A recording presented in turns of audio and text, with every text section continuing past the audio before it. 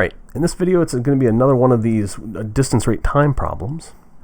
This is the second one of the series that I didn't get to finish in class. So let's go ahead and get at it. Remember, the most difficult thing is getting from the words to the math. So we're going to concentrate on that very, very hard. And then after that, I'm probably going to buzz through a lot of the calculations. So, Bill wanted to try blah, blah, blah, blah, blah, blah, blah, blah, blah, blah, blah. Look at the question. The question always contains the things that you're looking for. What was his speed in the motorboat? Okay, so I'm going to start right there. Step number 1, identify your variables. It is incredibly important to identify your variables. R. That's going to stand for the speed of Bill's boat. Let's try to spell it right this time. There we go. Hey, we got it right the first time. Woohoo! Yay! Okay. Now, that was the speed of Bill's boat. If we go back and reread the problem now, he wanted to try out different watercraft. He went in a motorboat and on a jet ski. His speed on the jet ski was 10 miles an hour faster than the boat. So I'm pulling this information here. So I know when I'm talking about the jet ski, R plus 10, he's going 10 miles an hour faster. This is the speed of the jet ski.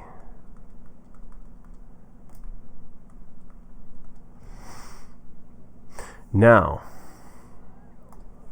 what does this look like as far as what is our equation going to kind of resemble? That's given here. Bill spent a total of 4 hours on the water.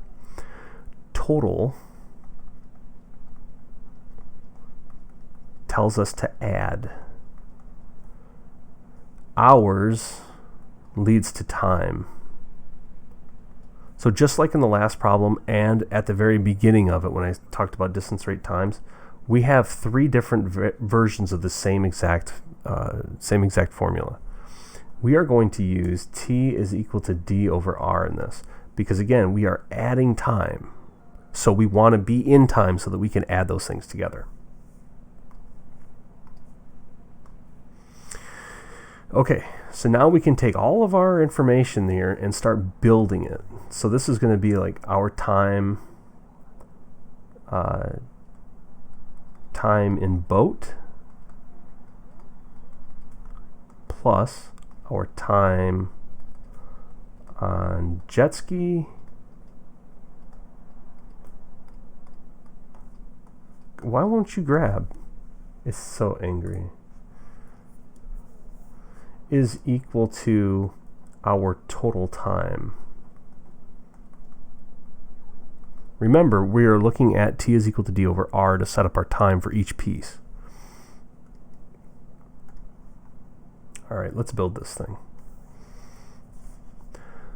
So our time in the boat is going to be our distance we traveled in the boat. So D is 62 in the case of the boat. So we have 62 divided by our rate of the boat, which in this case we called it R. Then we're going to add our time on the jet ski. We had 27 miles on the jet ski, and we were going R plus 10 miles an hour. So we have boat time, jet ski time, and then that's going to equal for our total time. So a lot of these problems are going to give you hints as far as how to solve them, how to set them up. It's just a matter of getting to them. Now that we have that, we're going to have to go ahead and solve this. Now keep in mind, we're just looking for the speed of his boat. It's possible that you get a problem that's similar to this where it asks for the speed of the boat and the jet ski. You're still going to come up with that because as soon as you find the speed of the boat, you just add 10 for the jet ski. So I'm going to go ahead and multiply both sides of this by the denominators that are, or I should say the least common denominator. But in this case, r and r plus 10 do not share common factors, so it's r times r plus 10. When I do that, this is all coming across on the top. And so canceling stuff out, the r's cancel, leaving me with 62 times r plus 10. The r plus 10 cancels in the second term, leaving me with plus 27r. And that equals 4 times r plus 10. Let me do it that time. I'm trying to move everything out of the way because I'm going to need some room here. Let's go to green here. All right, so I'm going to clean this up. I'm going to bring this down over here. I want to make sure that I have enough room. And so this is going to be, if I distribute this through, I don't need to distribute that, but I do need to distribute that. I get 62r plus 620 plus 27r is equal to 4r squared plus 40r. And this is just expanding everything out. Now we are out of the word problem of it, and we're into the math. So we kind of ignore the fact that it came from a word problem, and we just concentrate on the numbers themselves. Because I have an r squared term here that I cannot get rid of, I'm going to move everything over to one side. Because my r squared term is already positive, I'm going to move all of the stuff to the right. You don't have to, but it's likely going to make it a lot easier to work with.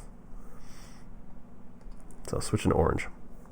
I am going to, and how you do this is entirely up to you. You can combine like terms and then move it all. But I'm just going to go ahead and subtract 62r, subtract 27r, subtract 62r, subtract 27r, and subtract 620 from both sides. What that's going to do is this whole side is going to go to 0. So the left goes to 0 equals 4r squared. 40 minus 62 is negative 22. Minus 27 is negative 49. It helps when you are balancing your checkbook if you end up in the negative a lot, because it helps your math with negative numbers. Don't be in the negative with your checkbook. It's bad. All right, minus 620. There was nothing to combine there. Now, as I look here, I have 4 and 49 and 620.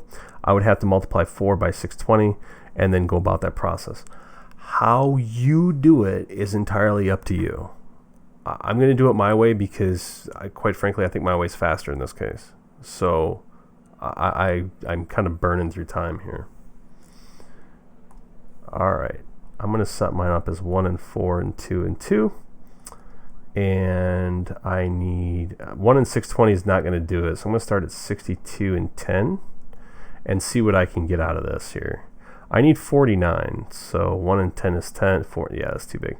4 and 10 is 40. 1 and 62 is 62. 40 and 62 subtract to make 22. That's not right. The 2 and 2 is not going to work for us. So 2 and 2 is likely not going to get used. So I'm going to concentrate on 1 and 4. Now, it wasn't far enough apart, so what I'm going to do is I'm going to go ahead and divide the 10 by 2. That gives me 5. Then I'm going to multiply the 62 by 2, and that's going to give me 124. And I go through that. That's not good either. All right, so it's got to be something in between. 5 and 10. So maybe 8 will work. So if I divide that by 2, I get 310. If I divide that by 2, 4 works. I'm going to work with 4 and see what happens.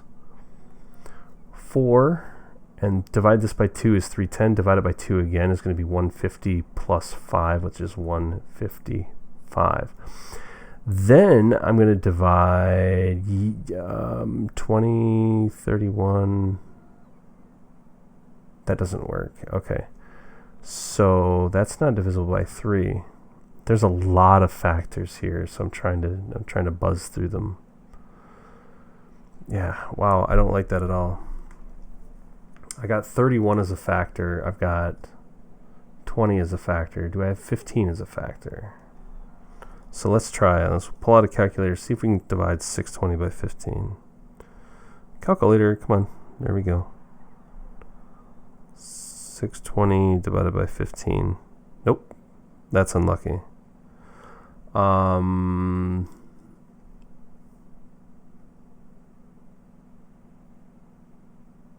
it really wants to sit close to there, though.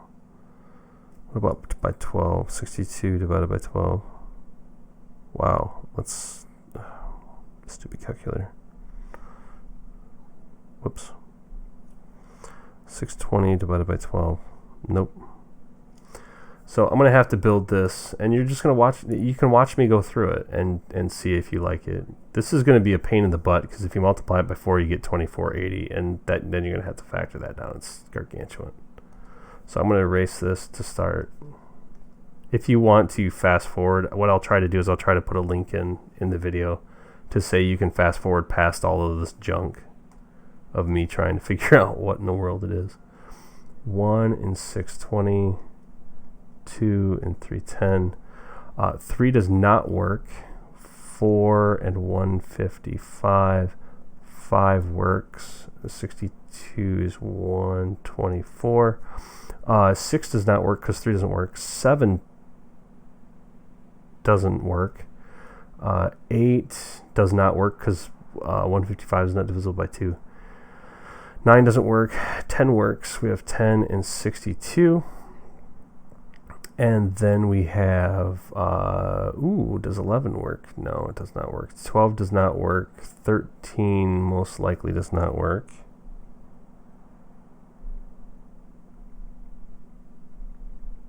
Nope. 14, probably won't work because 7 doesn't work.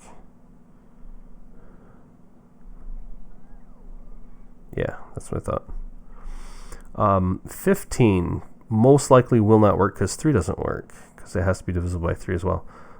So 16 won't work. 17, let's try 17. Nope. 18 doesn't work. 19 doesn't work. Will 20 work? 20 does work. It's 20 and 31. And then, oh wow, the next thing to work would be, that might be it, actually. We should try out all the way up to 24. 21 won't work because it's not divisible by 3. 22 won't work because 310 is not divisible by 11. 23 might work. It's prime. It does not work. 24 does not work. So we're done. Those are all of the options. Now from there, I can see it. I saw it before, but I just wanted to continue. My 4 is going to pair with my 20. My 1 is going to pair with my 31, because 4 times 20 is 80, minus 31 is in fact 49. So this factors out, and this is going to factor out to 0, is equal to, I have an R and a 4R, and then I have a 20 that has to be negative. 20 goes opposite the 4, negative 20, and this is going to be positive 31. Now that's an extreme version. That's pretty terrible. But anyway, so here we go. If we solve, then it's 0 is equal to R minus 20, or 0 is equal to 4R minus 31. Oh, plus 31. So solving for R is 20 here. And then over here we have R is negative 31 over 4. Now we're going to examine these two, because we're like, wait a minute, we get 2 answers, but there's only 1 answer. Yeah, you're right. There is only 1 answer. It's the setup of the problem and how we had to go about solving it that gave us our 2 possible answers. We have to decide which one of these works. So we go back up here and we read, what is R standing for? The speed of Bill's boat. Well, can a boat go 20 miles an hour? Yeah, all right, that's fair. Can a boat go negative miles per? No, not really. It's the negative in this case would indicate it's going back in reverse, but that doesn't make any sense.